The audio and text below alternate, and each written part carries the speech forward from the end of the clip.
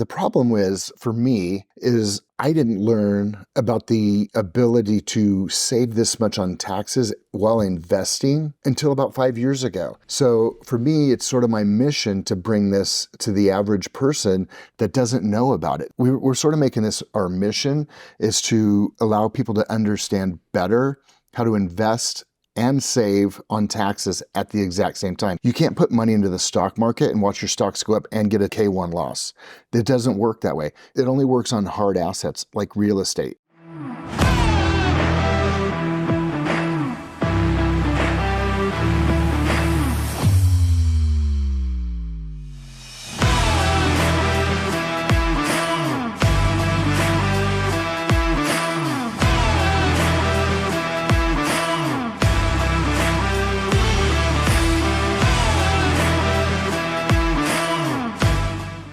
Hey everyone, welcome back to the Harder Working Money podcast. We have a guy I've met for about a year now on the podcast, Mike Guthrie with Pacific Capital, and he's a cool dude that has a good business background story, what you definitely want to talk about. Welcome on the podcast, Mike. Hey, thanks, Brian. Thanks for having me. Yeah, no problem. So our last 10 or 15 podcasts, I've been focusing a lot on people in real estate, and I wanted to get a little more niche down to where I'm coming from the last few years ago, which is business owners that have found some success and now trying to figure out, what do I do next, basically. So you have a really good backstory you started as an x-ray tech, I believe, and then you started an ATM company. So I was hoping you could just give listeners sort of where you were 5 or 10 years ago when the ATM company was doing well, but you weren't like Scrooge McDuck yet, diving into a pile of money. And you were trying to figure out, what do I do next? So what was your life like 5 or 10 years ago when your ATM company was doing well? Like, how'd you get there? And you can just kind of tell us how you got into ATMs even.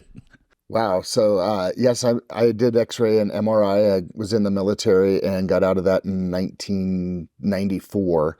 And we started our ATM company in 1996. We bought our first ATM on my wife's credit card. She ended up being the president of the company because of that, because we were only boyfriend, girlfriend at the time. And over the next 27 years, we've grown that from one ATM to a little over 8,000 units, all organically, no acquisitions. So we support a ton of other smaller ATM companies. That's what we've been doing. About 5 years ago, actually about 10 years ago, we started doing a lot of mobile events, and we figured, okay, we'll do these mobile events that'll increase our income, and we'll take all the money from the mobile events and we'll start putting it away in a 401k or some sort of retirement vehicle so that we will be able to retire at a decent age, because we really hadn't been saving or doing a lot of that during that time. We were just running and keeping the business running, earning a little bit of money and enjoying ourselves, but not really preparing ourselves for the future. So about 10 years ago, we started doing a lot of mobile events, saving up a lot of money. What does that mean? What does that mean, mobile? So we had ATM machines that we put in like a little, if you want to call it a aluminum portable telephone booth, that we put these in, advertisements on the side, little neon signs at the top, and we provide those to street fairs, actual fairs, concerts, any venue that would pop up on like a Thursday and tear down on an end of day Sunday. A lot of people would gather for the weekends, and they just actually started to make really good money. So we did that nonstop every summer up until COVID, where we'd work like 120 days straight with really no time off. Wow. Yeah. I was just at an event this weekend, and there was an ATM sitting over in the corner plugged in with a cellular connection, I think. And people lined up because all the water trucks and the people that were servicing the venue, because you could camp there, only took cash. So there's just, I can't imagine how much money went through that machine. And I'm pretty sure the fees were higher than normal, but it's the only machine that was out there. So that's interesting. Okay. Absolutely. Providing convenience of cash wherever you're at. So you mentioned that you were putting money into 401k and your business. I think that's a common spot business owners get, where, okay, now I'm making some money, I'm doing well enough to, be comfortable. But then they start just, what do I do with this money? I'm putting it in my business, or I'm going to put it in a 401k. But I'm just kind of spinning my wheels now. It's running, it's making money, but do I reinvest it and grow the company? Or, you start getting advised, because you don't really, in my opinion, a lot of business owners, you're not thinking about retirement or savings or investing when you're starting your business. You're just thinking about surviving and just reinvesting and dumping that money back in the company, back in the company. And that's what I was doing. I have friends that are dentists, they're doing the financial advisor and they're putting a certain percentage in every year. And I felt as a business owner, I was behind. Like I knew my company was growing, but I felt that I was behind on like the retirement side. Like I know I should be like saving money and investing it, but I just keep plowing it back into my company because that's my retirement. But then it grows and you're like, well, crap, everything's in this company. I got to make sure it doesn't die. I don't know. Did you feel that you were in that spot at any point? Absolutely. I felt like we were doing super well, but I didn't feel like I was setting ourselves up for the future, for retirement. And growing up as a kid, I'd always told my mother I would retire at age 50. Today I'm 55 and I think I'm there because we've done really well. We've exited. We don't really have to do anything else for work at this point in time. So now it's more, what are we doing to just enhance our current lifestyle? But yeah, 10, 12 years ago, no idea how I was going to get to where we're at today. We kept over the first part of the business, reinvesting in the business, keep growing it, reinvest, grow, and we were living pretty good, but we weren't really preparing ourselves for what was to come. Yeah, exactly. Living well, but what's the exit? So did you come up with an exit plan? Like what was the next step? I'm going to sell this thing. I'm going to run it until I retire and I'll figure it out then. That's interesting you say that. We started really putting as much money away per year as we possibly could legally because our tax bill was so high. So the more we could put away, the less tax we would have to pay. So we started maxing out 401k. We actually started what was called a defined benefit plan or a pension plan for ourselves, which allowed us to put another 25 to 30% of our income away tax-free. So we actually had a 401k and a defined benefit plan to mitigate taxes, but still that wasn't enough. Kept still having to pay the IRS mid six figures, and it was a lot of money to be given away every single year just because we were making good money.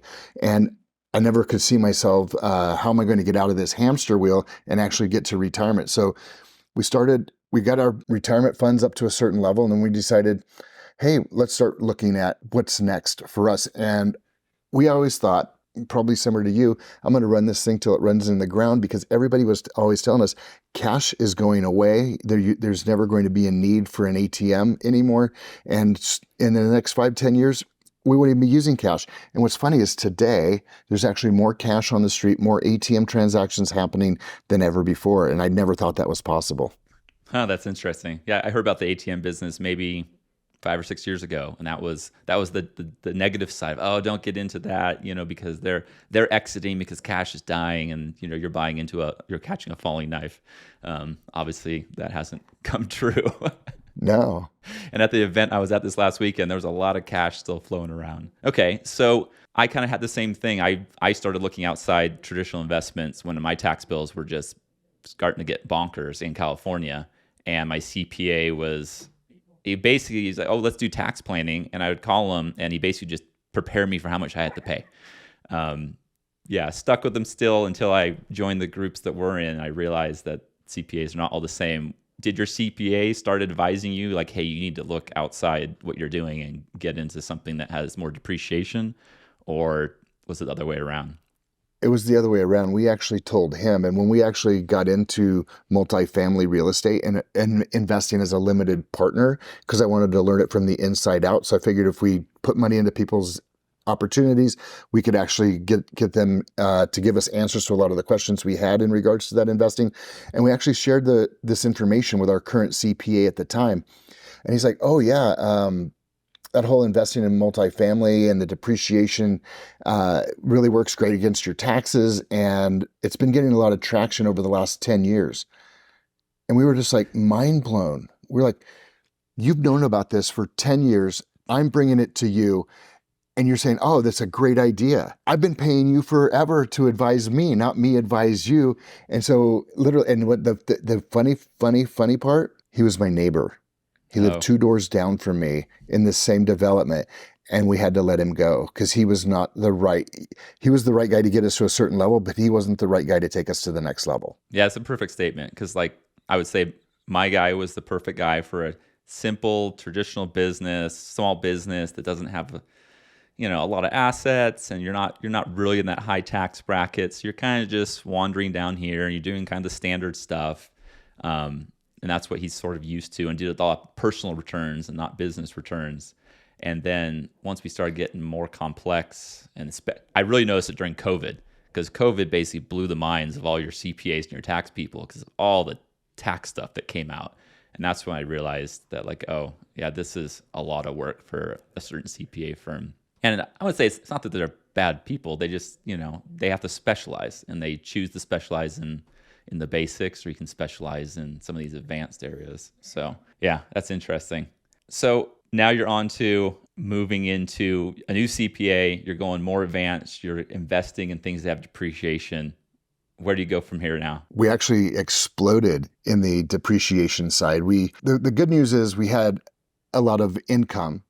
The bad news is we had a lot of income. So we had to figure out how to actually place it appropriately. So we actually started getting into multifamily quite heavily. I think my first I'm in 29 deals at this point in time, but I think my first 4 or 5, I put $50,000 a piece into them, getting to know the sponsors and the syndicators that are doing the opportunities. And I was like, this is going to take forever to deploy the capital we needed to deploy.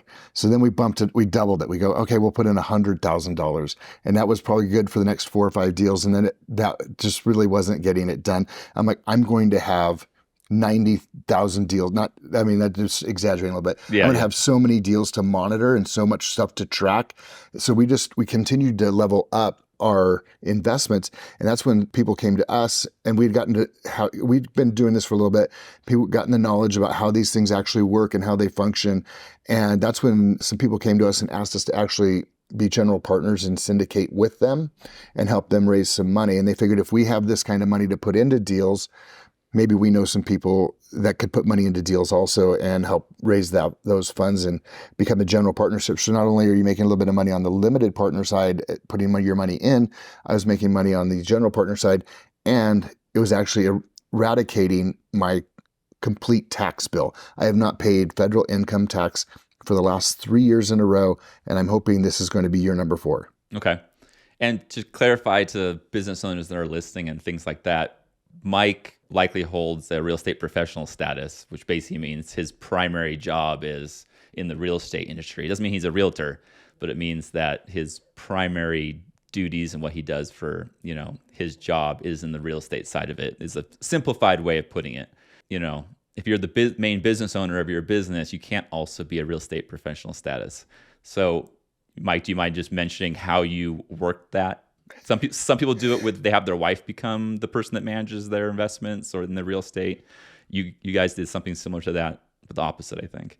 We certainly did, and I think we've had this conversation before, but yes, we were both making great salaries on our ATM company, and for me to become a real estate professional, I needed to make more money in the real estate side and spend more time there. And since my wife was the president of the company, we just moved my salary to hers, took me to zero, eliminated me from the payroll of the ATM company, and I became the real estate professional. So all of my K1 losses as a real estate professional offset my wife's active income. And when I mean active, like W-2 income, my losses actually work that way because I have the designation of a real estate professional, and almost anybody can. And there's a number of my investors who had their stay-at-home wives while their husband's out making a bunch of money, and they've become real estate professionals also, so that their limited partnership participation in multifamily is offsetting their own taxes at their own home level. Yeah. And so to clarify it, I mean, obviously you said it pretty well, but to go to a 6th grade level, basically, if you have a W-2 income, that's your active income, it's your active job. And tax code basically says that if you do investments, that's passive. So if you have passive losses, which doesn't mean you're actually losing money, but means some depreciation flowed down from your investments, that you can't take that negative depreciation on your passive income and have it negate your positive income on your active side for most people, except for real estate professionals. It doesn't mean that if you don't have real estate professional status on you or your spouse that it can't help you. It just means that any of those losses, paper losses that you have on your investment side can only kind of offset any gains you have on your passive side. So if you have an investment that makes money and you have another investment that has a paper loss, they can wash each other out on taxes, but it's not going to affect your W-2 income unless you get a good CPA and you plan it out right and you make sure you have the proof that you are a real estate professional to get that status with the IRS. And it's a good status to get. You got to make sure that you do it legitimately, because they will look at it and make sure you're actually a real estate professional. But it's definitely a thing that if you're going to invest with a lot of paper losses, it's a great way to offset active income if you're still running your business or have a W-2 or a wife or husband that has that. So that's what I learned about as well about a year ago, and I've been pushing hard to get to there as well, and banking a bunch of actually paper losses to pull forward with me. But we won't go too deep in the taxes on that kind of stuff. Yeah, I always say just talk to your CPA. Yeah, and talk to your, if your CPA is like, oh yeah, don't do that, you'll just get audited. You probably should talk to another CPA, because you want a CPA to say, well, this is how you do it. This is where you're currently at. This is where you need to go to get there. If they just kind of brush you off, I would talk to someone else, because you need someone that's going to tell you maybe, hey, you don't qualify right now, but if we do this, this, and this, then you will qualify. That's the kind of person you want to be talking to. That's going to guide you into it, because it's a huge savings, especially if you're investing in anything real estate. But real estate for sure has a lot of passive losses, which any business owner I think listening to this understands what that is. They do taxes at the end of the year. They understand that they go to their CPA and their tax guy, and you get all these depreciation, losses that come off your books at the end of the year. I always found it funny. I was like, oh, I made this much money. And I would go to my tax guy and he'd redo my books with all this depreciation. I was like, oh, I guess I did. On paper, I didn't make as much money as I know I did. I always left it to them to figure out the depreciation and amortization and all that kind of stuff. I kind of hope he was doing it right now, knowing some of the things that I caught. Okay, so we talked a bunch about business. Mike is a definite business owner, had very good success as ATM business, but it's still just a business that started with one ATM machine and he grew it. So I think a lot of business owners can relate to that. Why not just sell this thing, cash out, and retire?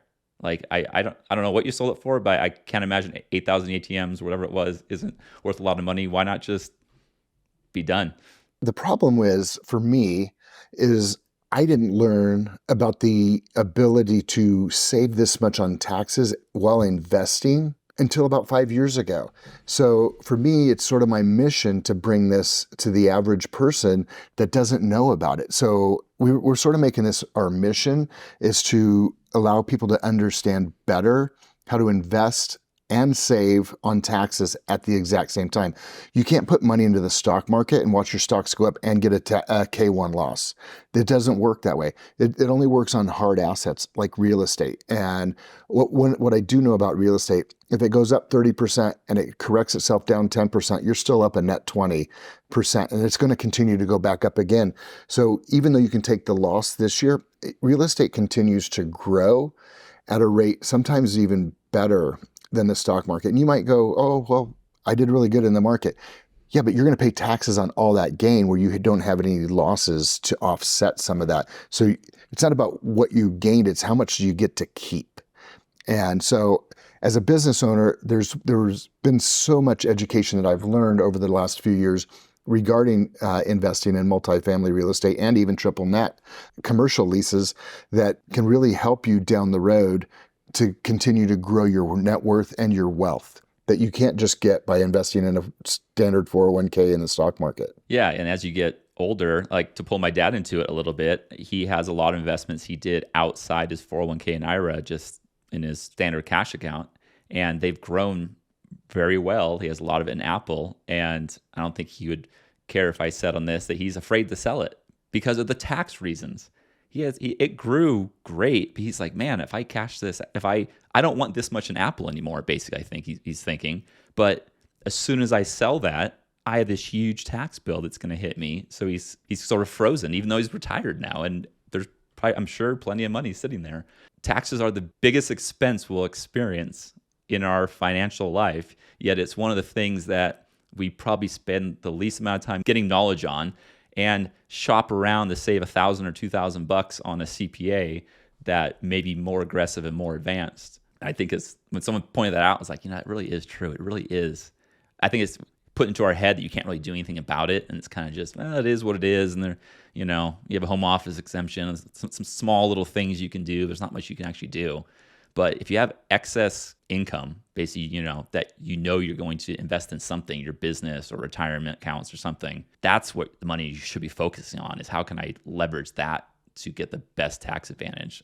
And I think that's what I've learned as well in this group, is that it really is any asset investment that has tax advantages. Basically, the government wants you to put money into it and has depreciation attached to it. And you can turn it quicker. Like my dad would be a perfect example. It's been sitting in Apple for a long time, but there's no way he can really pull it out and not get hit with those taxes. Where in real estate, there's a lot of depreciation and recapture and 1031s, all kinds of different ways you can maneuver the tax code. And it's worth learning about. So there's a way to just start stepping some of it out so he can actually see the benefit of what he did years and years ago by investing in Apple. And yes, it's probably he's going to have a capital gains tax. But the one thing my CPA told me when I pulled all my money out of my 401k and put it into multifamily, he goes, it's better to pay the tax, a little bit of tax today if you don't get enough K1 loss, than tomorrow, because the tax rates are never going to go down. They're only going to continue to go up. So it's going to be cheaper today than it will be tomorrow to start pulling some of those funds out. So that's not advice from me, but that's advice from my CPA.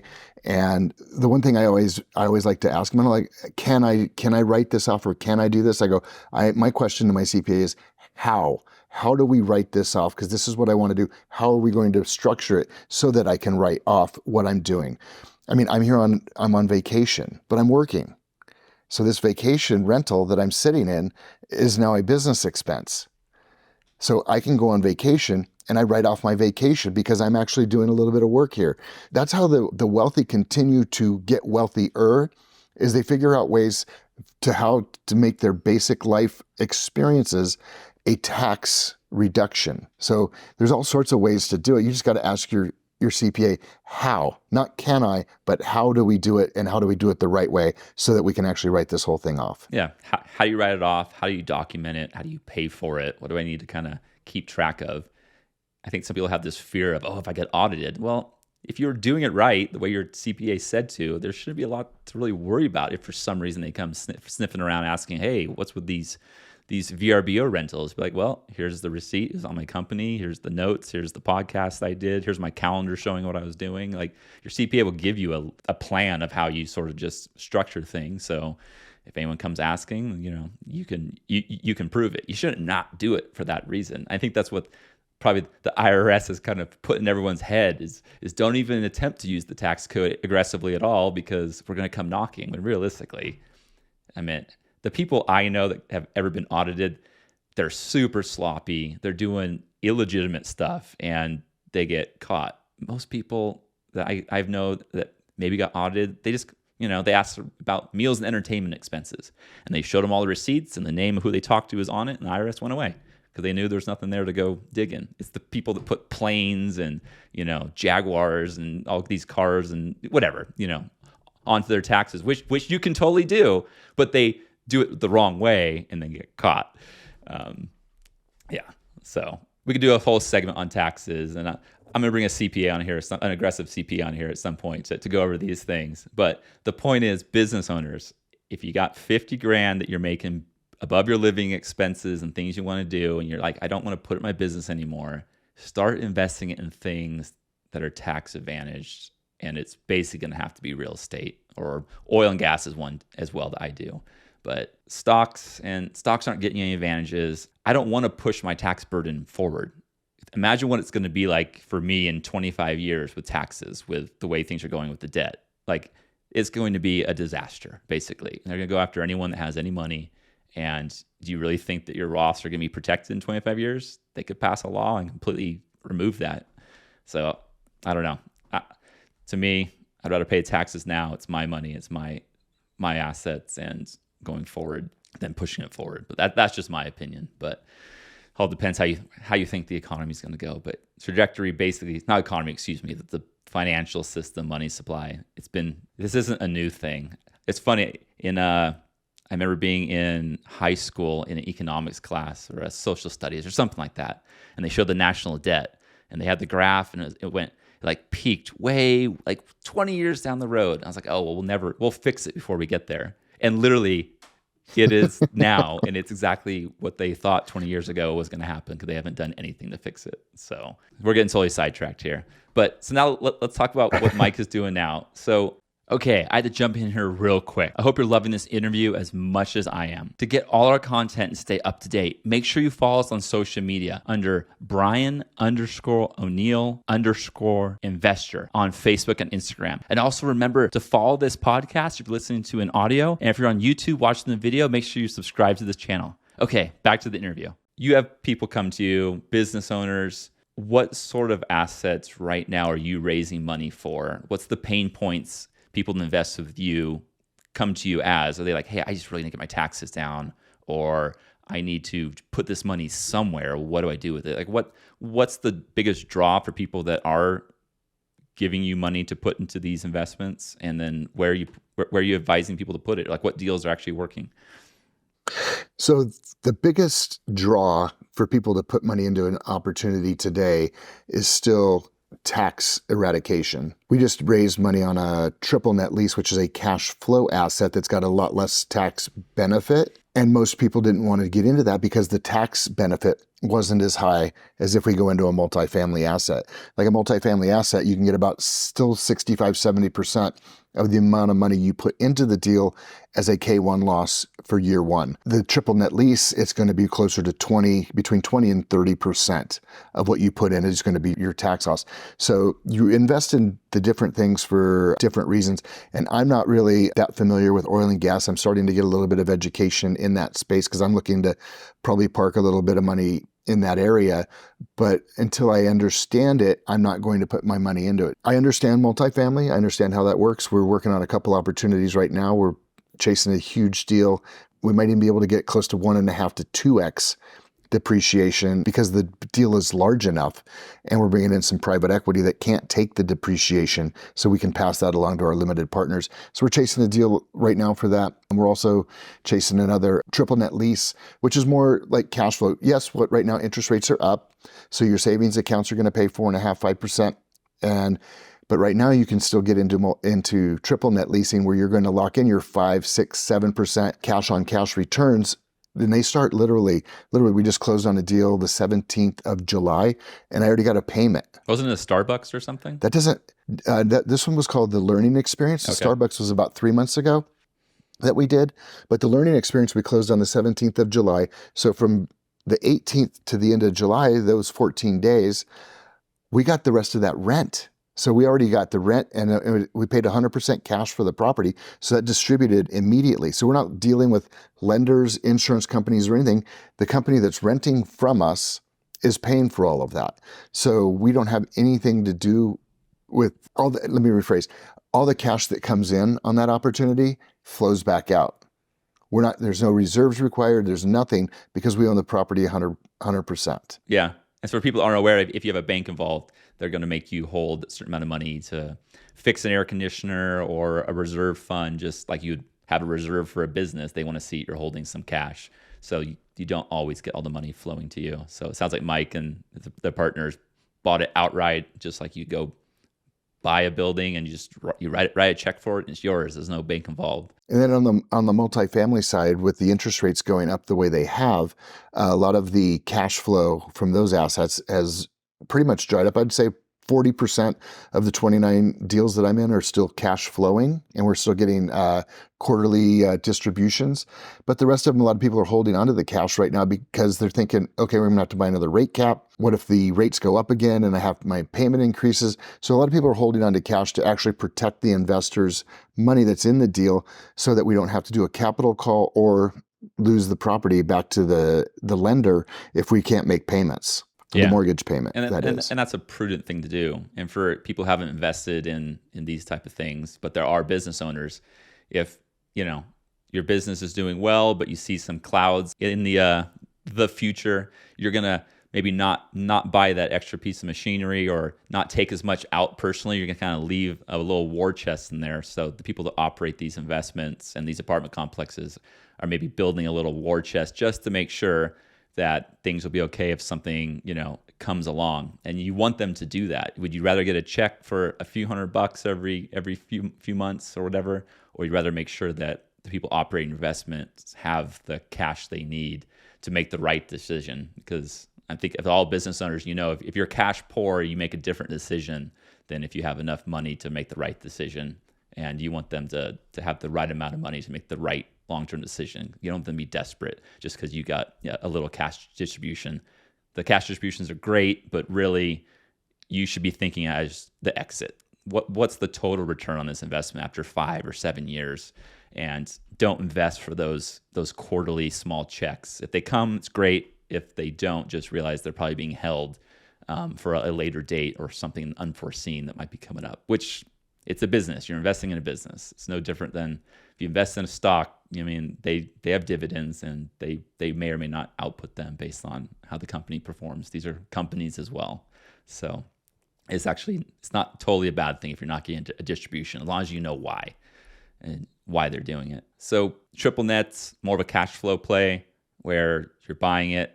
Anyone that's a business owner probably knows what a triple net is. Basically, the tenant is responsible for damn near everything with that building, and the landlord is very, very hands off. As beyond, maybe they're covering some general insurance and some exterior cleanup costs and things like that. But triple net, typically they cover everything, which is a good thing, assuming you have a good tenant. So it sounds like you're investing in Starbuckses and learning centers, so big franchises that they have whole teams that know how to take care of their triple net leases. So you're basically just holding the building. So that's cool. Absolutely. Anything else you're looking at? I mean, I think at one point you said mobile home parks, they're self-storage, right?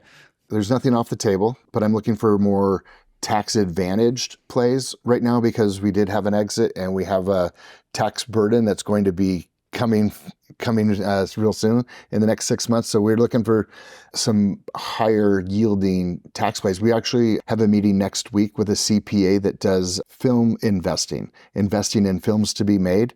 And I was told, and I can come back to this later when I actually have the information in front of me, but I could put $100,000 into a movie and get a $1.5 million K1 loss based on the way they finance the movies. Wow. So I'm looking into that. My CPA is like, yep, I've heard of it. I don't have any of those opportunities. So we're actually talking to another firm that has done a number of these. And so we're looking at that as an opportunity. And if I can get a huge loss for a small amount of money in, that's going to save me a $1.5 million K1 loss will save me approximately $500,000 in taxes. And so that's huge for me on my tax bill. Because multifamily right now, you're not getting that kind of a delta for the amount of money you put in. So even if I don't make any money on the movie down the road, the savings to me today is incredible. Wow, that's the huge. I've never heard of a multiple that high. That's incredible. It's right, and it came to me from another mastermind. All they do is investing. Got it. And for people that, just to explain what a K1 is, it's that tax document you get from any investment, and it kind of shows how much money you made. It also will show how much money you lost. But we have to remember that it doesn't technically mean you lost that much money. It just means on paper that there was a bunch of depreciation or losses that kind of flowed through. And as business owners, hopefully everyone is in tune with their finances enough with their businesses that they understand the difference between a paper loss, which basically means just, you depreciate something, it's worth less, something you own is worth less, and you can flow through and basically say that you didn't earn that much money in cash. It's so hard to explain depreciation and how it actually works. Basically, just realize a K1 loss doesn't mean that you actually lost that money and your investment's never coming back. It just means whatever asset they bought got depreciated and it's flowing down to you.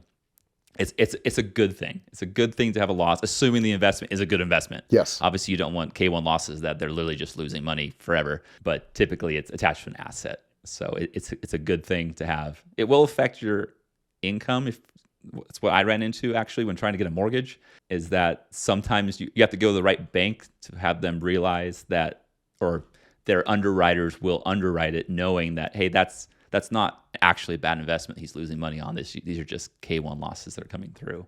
It's kind of funny. I had to change banks because of that reason, because they just didn't know. They couldn't understand why I would be investing and losing all this money. It's like, no, you guys, it's a good thing. It's a good thing.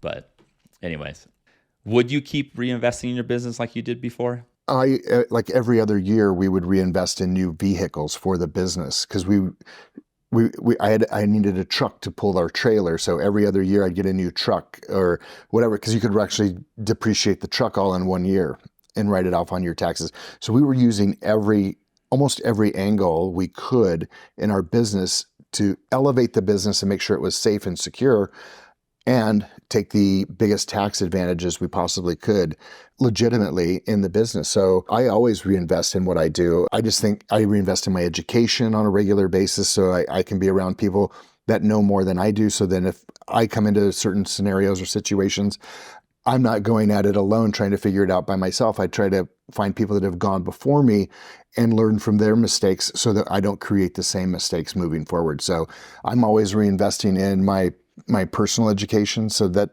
I think that's a good thing. And reinvesting in what you're doing is always a great opportunity to learn more and grow faster in your business. Yeah, I look at what I've spent in the last year and a half on masterminds and seminars and groups like that, and I wish I had done it earlier. They're big numbers, and when you're first doing it, you're like, oh, like, I'm going to spend tens of thousands of dollars on this, and like, how is that a good investment? Basically, I should go put it in stocks or something, or go have fun with it. If I had done some of this stuff 10 plus years ago, it would have more than paid for itself. And the knowledge I had around taxes, I probably would have done different investments. I wouldn't have maybe started one of the companies I started, and instead I probably would have taken that extra money and gone this direction earlier. And I still would have invested in my company. I would have known I had a different option, as opposed to, I don't know what to do with this money. I just need to keep growing this company. I need to keep growing this company and make more money. It's the only option I have. This is all I know. As opposed to, okay, maybe I'll split that number in half. Half I would grow my company with, and half I'm going to go in an alternate direction, buying real estate or investing in different ways. And I think that's the biggest thing I'm trying to push out there to business owners that were like me, that had hit that success point, and now we're trying to, like, do I double down? Do I start another? So I ended up starting multiple other companies. I was trying to expand my income and diversify, and ended up just building more companies that I was locked into, making sure they succeeded. And that's why I asked, like, would you continue to reinvest in your company like you did if you knew what you knew today? Or would you maybe not have invested all the money back into it and peeled some off to go another direction?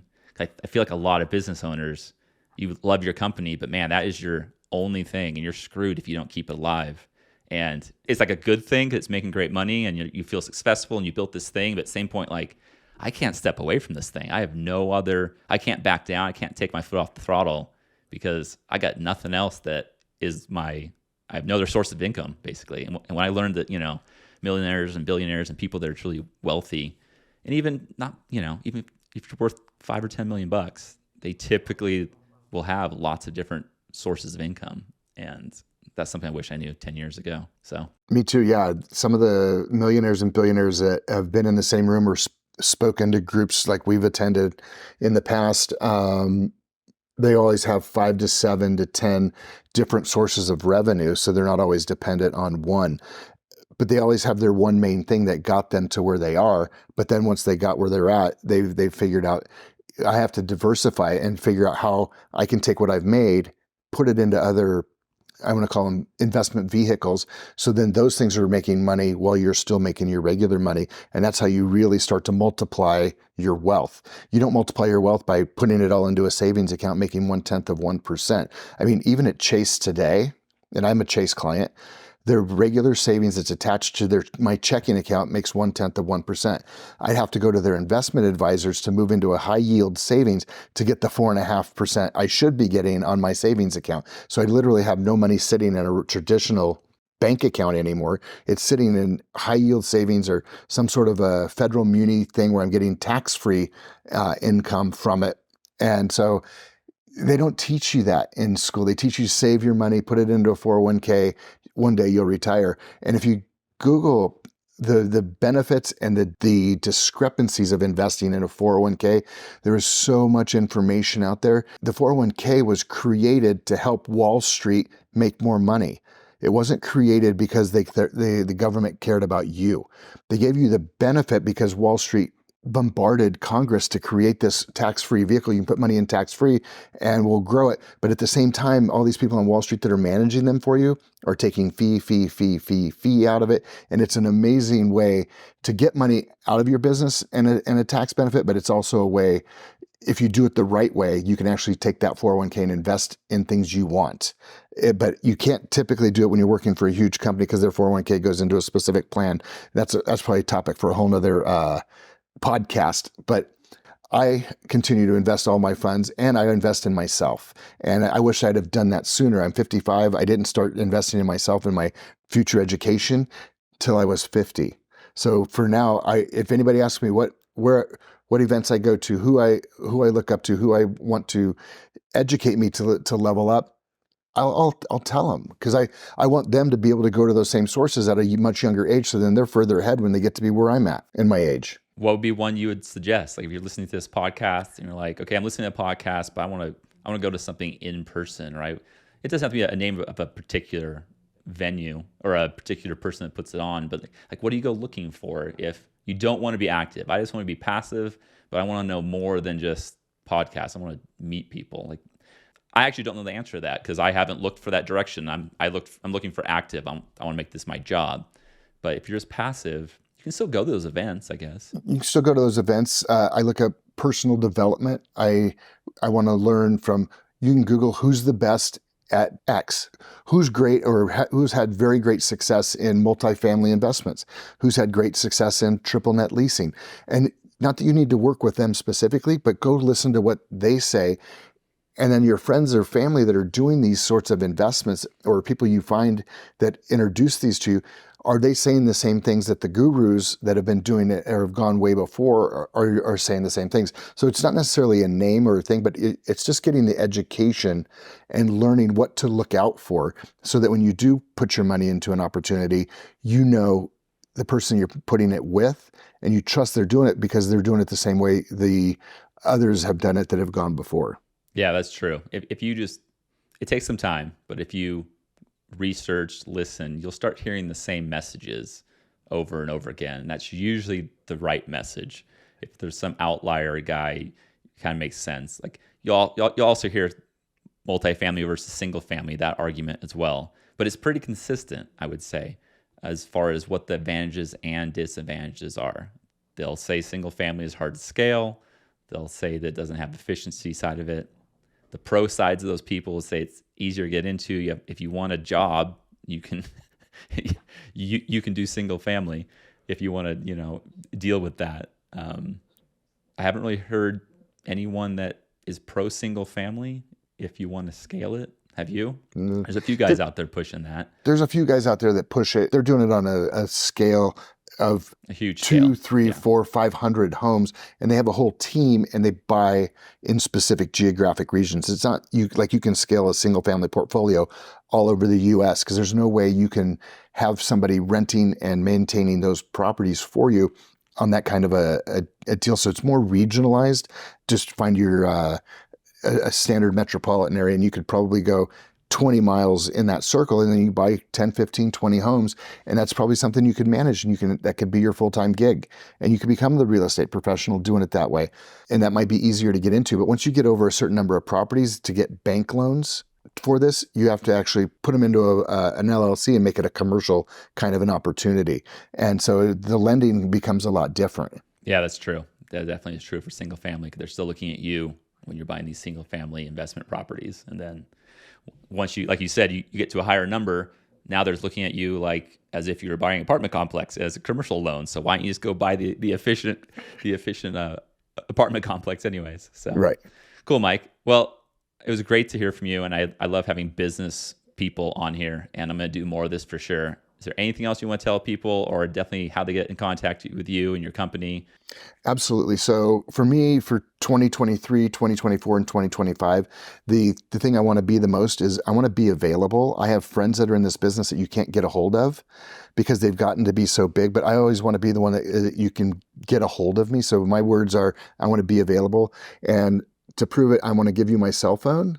It's 509-270-6701. You can text me. We can always hop on a call. If you want to learn more, if you want to get into the ATM space, you want to learn more about multifamily investing, triple net lease investing. I'm going to know more about oil and gas probably in the next 60, 90 days because I'm really starting to dive into that. So that you can always text me at 509-270-6701 and we'll hop on a call. Or you can, if you want to do a different way, we can send me an email, Michael, Michael, at Pacific, like the ocean, Pacific Capital LLC.com. That's Michael at Pacific Capital LLC.com. Awesome. Thanks, Mike. Yeah, we'll put in the show notes. And for people that don't know, like Mike is connected with a lot of good operators, and because he raises money, he can say yes or no to a lot of people. So it's always good to the person that raises the money. The person with the money has the power, basically. So Mike is known that he can raise money for deals. So he can basically say, I want to raise money for that good deal, but I'm not going to raise money for that one. He's in demand, I guess you would say. So when you're in demand, you can pick better deals. So that's my little pitch for Mike for sure. I've only known him for about a year, but his name always comes up, and he delivers, so people want to work with him. So he gets to basically pick who he wants to work with, which is a great spot to be. And I'll be there someday. But Absolutely. Awesome, Mike. Well, thanks for coming on. I think you add a lot of value to business owners for sure, and we're going to tilt this podcast a little more this direction. So have a great day, dude. Yep. Appreciate it. Thank you so much. Take care.